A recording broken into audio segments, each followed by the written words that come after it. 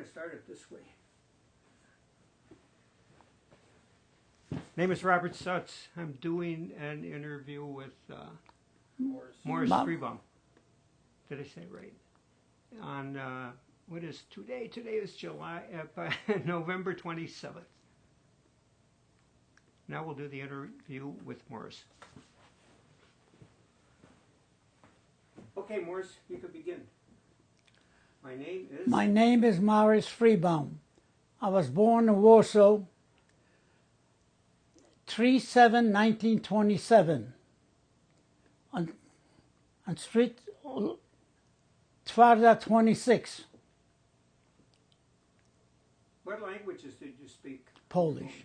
Polish only? Yiddish and Polish. Okay. Can you tell me a little bit about your family, your father, your siblings? Yes. My father was a Zionist. It was in the Beit Chayal and Jabotinsky's highest rank. My mother was a housewife. I had 2 brothers and 1 sister. Keep talking. Every family in Poland,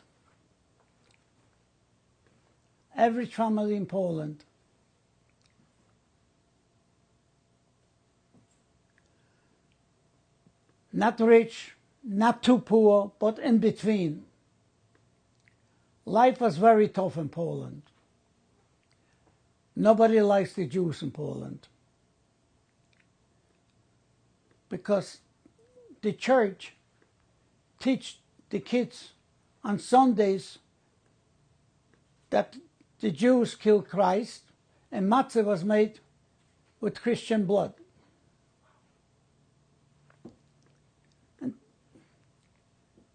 And my father went to work every day. We were only school, public school. All of us went to public school. Was there a lot of anti-Semitism in school? Yes. The kids heard what the parents and the grandparents used to talk about. Everything was the Jews' fault. The Jews in Poland had one thing: no jobs for the government, no jobs for the city, nothing. But this one we had so many tailors, carpenters, shoemakers, upholsterymen, but no other jobs in Poland. No government jobs, no ammunition factories or anything else. When did all this start? Did it start? That's been always in Poland. It used to be pogroms. They used to get drunk and look to beat up Jews. Was there a large community of Jewish people in your town? Warsaw was the largest community in Poland. But 750,000 Jews. The town that you lived in, what percentage would you say was Jewish? I would say close to 20%. And that would be true with when you were in school growing up, that you were in the minority in the schools? Yes. Okay. But the schools were like in the Jewish district, that we were more Jewish kids than Gentile kids. But it was a public school for everybody. Did your family belong to a temple? Yes, we had a temple in the house. We had 2 Torahs, 1 Megillah, and 2 Shofars. My grandfather had people for 3 years, and they wrote the 2 Torahs. But you have that in your home. You did not belong to an official... No, we had everything in the house. Can you tell me a little about your extended family, your mother's family or your father's family? My mother's family my grandfather was very, very religious. And my grandmother used to wear a sheitel. But my father was a liberal. Never smoked on Shabbos, but he smoked. What did he smoke? Cigars, Cigarettes? cigars. Cigars, no pipes. Nope.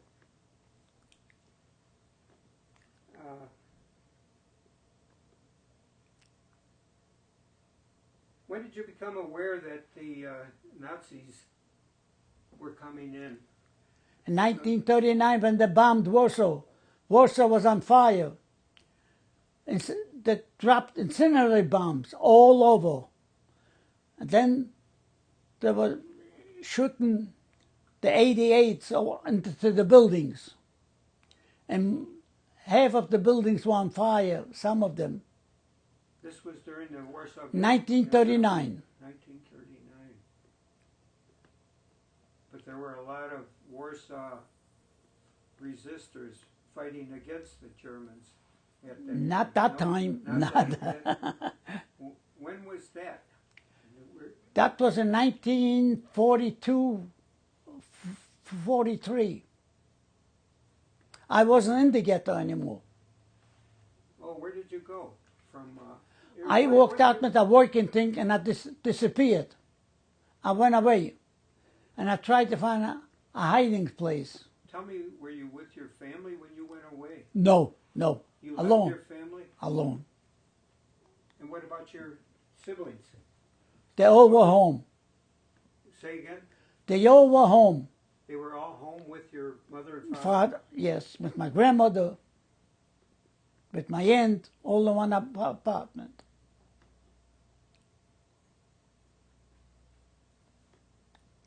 So please tell me, please go on about when you left home.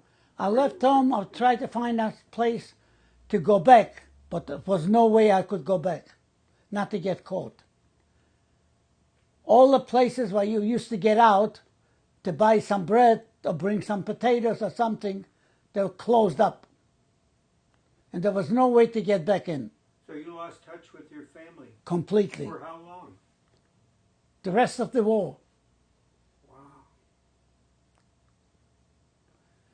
And I tried to pick a hiding place. Maybe I wandered around for 8-9 months between one town, another town, and in the woods, and the stables, and the barns, sleeping. The problem was a male they were afraid to take in to hide. A woman had a better chance of survival than a man. Did you meet many other Jewish people that were running away from the Nazis? No. You were alone most of the time? Always alone. Eventually, by running around here and there, I got plenty of lice on me and wound up with the typhus. So they took me to Polish hospital, and the Polish hospital sent me to the outside the ghetto was a Jewish hospital. And from there they sent me into the ghetto, Radom ghetto. And in the ghetto there, they start to send the people out. Where do they go? Some of them go to Auschwitz or somewhere else. Some of them, the younger ones, they put to work in an ammunition factory. Radom. How do you spell Radom? The ghetto. R-A-M-N-D-N.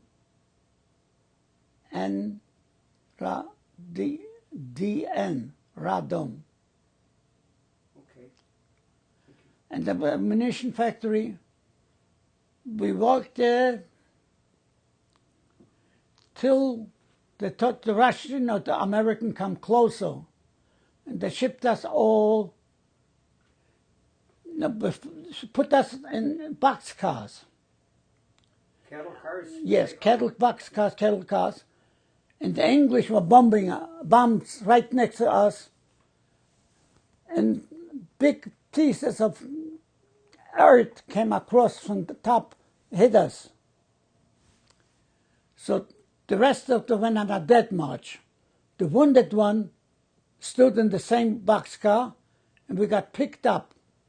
Took us almost 3 weeks to get to Dachau. The wounded one came to Dachau, the other one next to Dachau was another camp. You remember the name of that camp? Allach, I think so. Allach was it. Dachau was one of the first camps. Dachau was the first camp the Germans, but they put the German Jews in.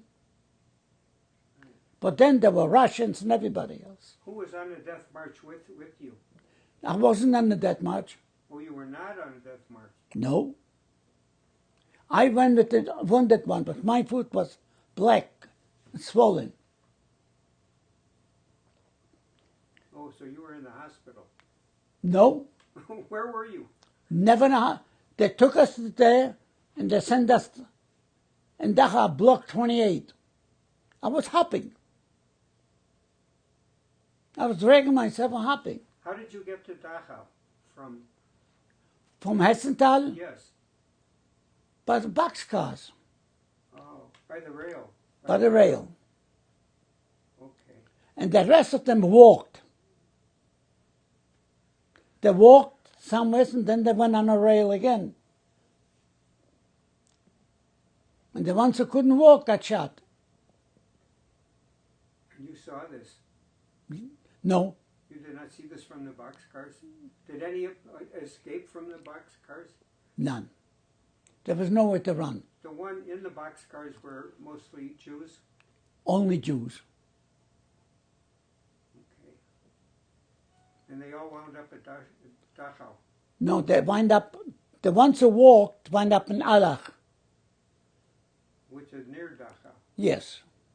Can you spell the name of that town? It's not a town, it's right next to it. Well, but it's an area. An area. Near Dachau. Yeah. Okay. And that was the last thing. From Dachau, they give us civilian clothes. What year would you think that was? That was 1945 already. Oh, it was toward the end. So all those years, between 39 and 45, you were on the run. No, I was in the labor camp, working in an ammunition factory. Okay. That ammunition factory, I don't remember because we didn't know the date, the month. We only cared for a slice of bread what to get. Wow. Did you lose weight? Everybody lost weight. Everybody was undernourished. How about water? Water, we got plenty. Ice, we got plenty. Snow, we got plenty. Did you get some of the water from the snow? We walked, sometimes you had no more shoes. The wooden shoes disintegrate. So you put burlap bags from the cement paper on your feet.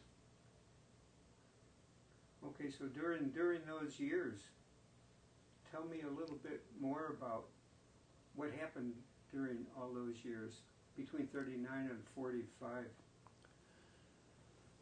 From the wandering, when I went to the factory, that's become a prisoner. There's nowhere to go. Or you get shot, or that's it. If one man escaped from the camp, they shot 12 people. And the name of the camp you were in? Radom. Okay. Yeah, I should remember that one. From there we went. So how long were you in Radom? Honest? Yes. 3 years maybe. We didn't know what day it was, even sometimes. We worked 7 days a week. 1 week day shift, 1 day night shift. During all the different seasons? Hmm? During the different Those are all the seasons.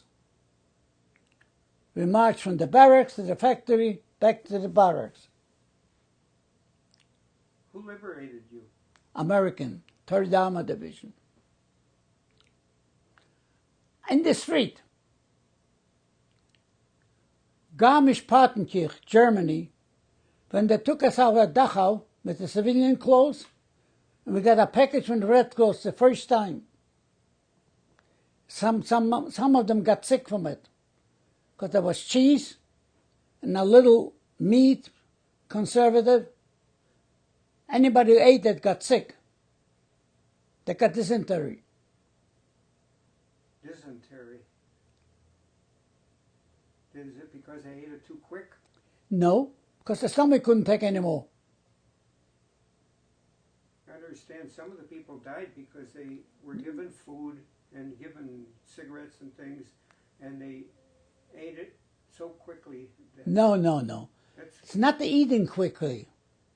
It's that there was little fat in it or something.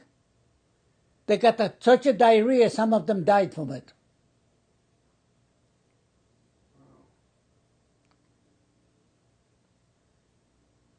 So can you tell me a little bit about after you were liberated by the Americans, tell me about your family. What did you hear about your family? What happened to them? All went to Treblinka. All went to... So you were the only survivor in your family? Yes. Wow. From Warsaw. Nobody from Warsaw survived. Or even the extended families? Only thing I found after 20 years, an aunt and uncle, and from Paris. But from Warsaw, not a soul survived. A big family. And the killings were done by the Germans. Who else? Well, because the Germans had a lot of collaborators. The Polish didn't help. Some of the Polacks didn't help. Ukrainians, yes, but the death squad. It's Einstein group. And,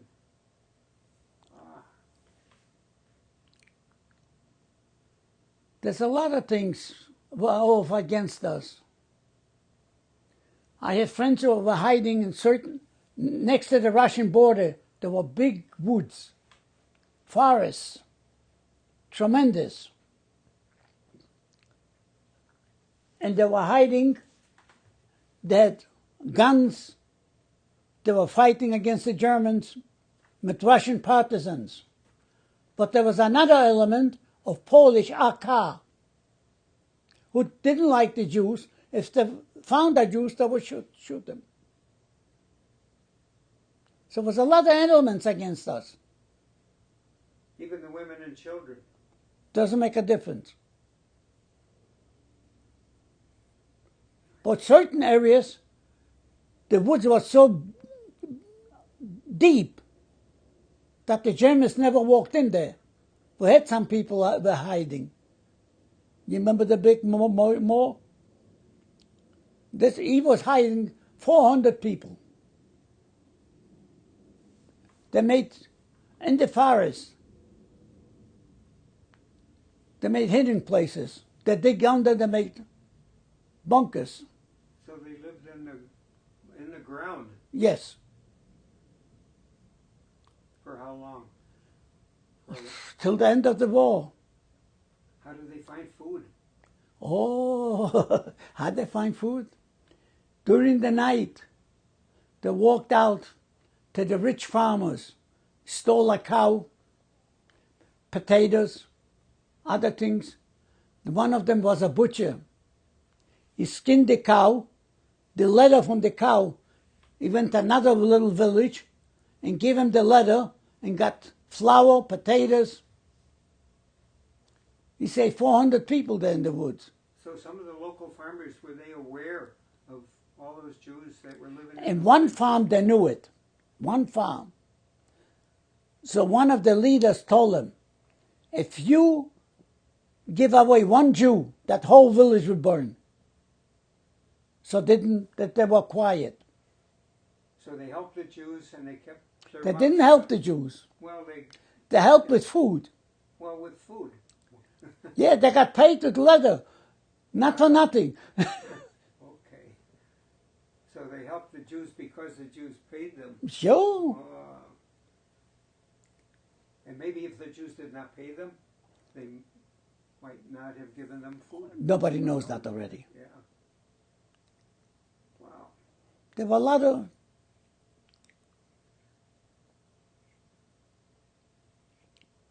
So can you tell me what happened, let's see, after the Americans liberated you? What did you do from there? After the American liberated, there used to be DP camps.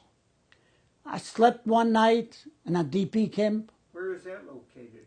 That was in Munich, Germany. Yeah. Germany. Please go on. And what happened? I slept. I said, I've been liberated to stay there. I walked out of there and come into a little town. I met two girls, Frida Kuflik. And she says, look, don't go nowhere. You could have a job here. In Munich? No. Well, you were in Munich. In Germany, town named Marburg on the Lahn. Was a medical school there too. And there was a military places that the American took over. She says, look, my brother works in the kitchen. You're going to work there too. So she talked to her brother, and I started working in the kitchen. The two girls you met, I assume, were Jewish. Yes. So did you ever go back to your home in Munich? I mean, in Warsaw? Yeah, yes, but the building is not there. I took my daughter with me. The building is not there. Your home is not there. No, nothing there. They cut it through the street.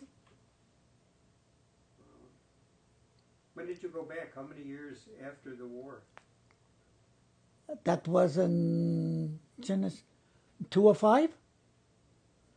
205 I went back. Visited all the camps in Poland. Did you see a lot of memorials? A lot of... Oh, yes. How about Kiev? Did you go back to Kiev? No. Kiev was... Because that's where so many Jews were killed. That's where my mother was born. And that was... Kiev was almost Russia. Yes.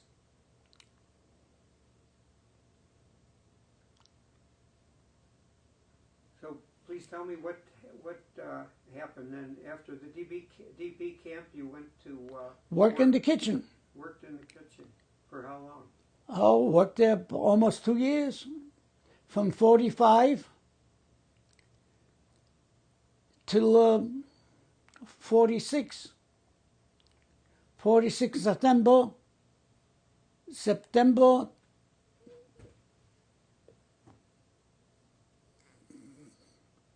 to September, I think.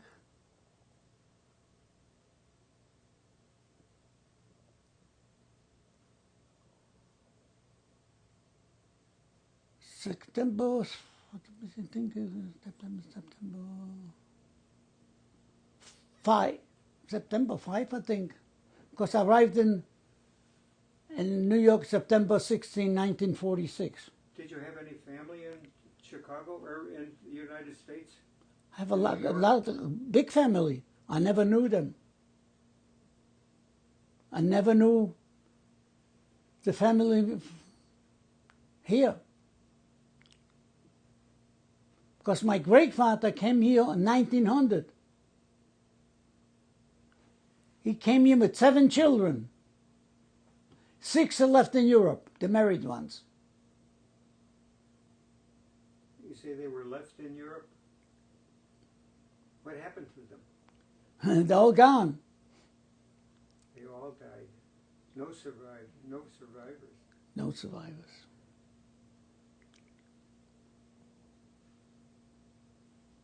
So what happened after you came to, you landed in New York? New York, highest. We got the affidavits from New York City. One of the Americans took us to Frankfurt am Main, to the consul. The consul give us, he has affidavits, but he needs, ask us, we have $138 for the passage. We said no. So he took us to the highest, the Jewish organization. How do you tell that, Jay? Highest Jewish Hebrew Immigration Aid Service Society. And they paid for us. But I pay them back every 2-3 months. I think I paid them back 100 times already. Good for you. Good for you. Okay, so can you tell me more what happened after that? After that, I had jobs here, there, till you learn the language. In New York? Hmm? In New York? New York, around New York. So you were in New York for a while? Yes. About how many years? In New York, I would say from 46, that was my base home. I worked here, I worked there. Then I found a job in the mountains. Started as a busboy, become a waiter. Then one of the head waiters took me to Florida to work. Says, come out to Florida, I'll give you a job there. So I worked in Florida the 3.5 months for the winter. So you were by yourself all this time? You had no family? Nobody. On Nobody. Your own? On my own. Your own. Wow. Okay, so in Florida you had a job. How long were you there? 3.5 months, the season. Okay. And then you went, what, back? Went back to the mountains.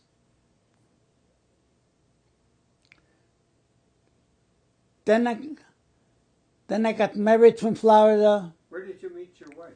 Florida. In Florida. One of my friends. Your short trip to Florida, you met someone. Yeah, because a friend of mine stayed in a hotel. He says, I got 2 girls. I'm stuck with 2 girls. Come on, help me out. So did you pick the prettiest one? You pick one. And that's So when did you get married? You got married? 1958.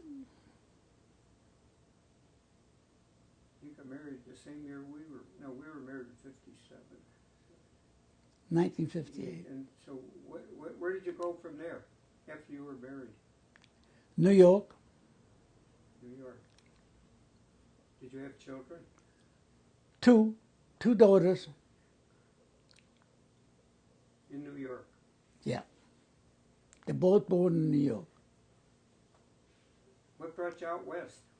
Hmm? How did you... Oh, you did move out west. Sure. Oh, gosh. Oh, so you went back to... You got married in Florida. No, Where did you get married? New York, In New York. the Bronx, But you wound up going back to Florida. for retirement, Yep. for vacation. Okay, can you tell me a little about your children? Your 2 girls? My 2 girls, nice girls. What could I tell you? One that did me a favor to go to school, and the other liked school. Okay. I think that's... I can't think of... I want to thank you very much for your interview. You're You welcome. did very well. It's much appreciated. I think we got it. I'm going to shut it off. Morris, thank you, thank you. You will.